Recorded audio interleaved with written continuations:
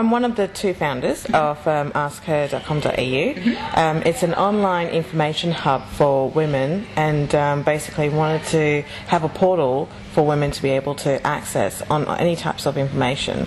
And what we believe in ourselves is that we want to work with all of the women businesses, all of the women information that's out there, and have them in one particular spot, events, anything that any women want to find out about.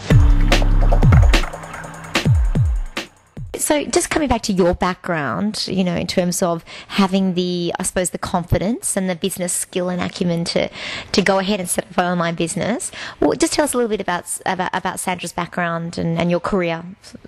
Sure. I mean, I don't want to sound really scary, but I ended up doing about 3 degrees, actually. So I did a Bachelor in Business, you know, in accounting, as well as an MBA, you know, from Macquarie. So you would think that I'll be armed with a lot of information and working environment, but I think nothing ever prepares you when it comes to starting up your own business, the journey that you sort of go through.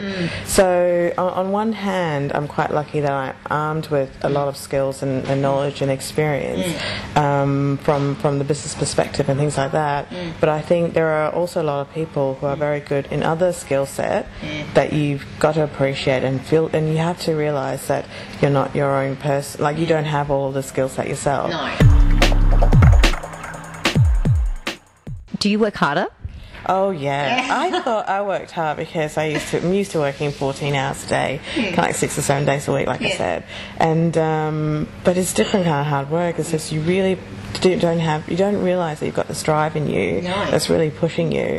But it doesn't feel like work though. No. Because that's the thing, it doesn't feel like work. So you're working harder, but you're really enjoying it. And so you don't have that level of stress. I don't think you do. Okay, well, firstly, I mean, I've got 3. One is that if you have a business idea, I call it do F&F market research, and F&F stands for family and friends. So family and friends generally, rather than worrying about the IP issue, and there is some sort of constraints, so I'm really paraphrasing it. If your friends and family won't even buy what you're offering to sell, the chances are the public probably won't. So I think test it out with them, fine-tune the idea, and see how you go. My second tip is to back of the envelope P&L, and that's just really basically working out, okay, how much money do you need to make?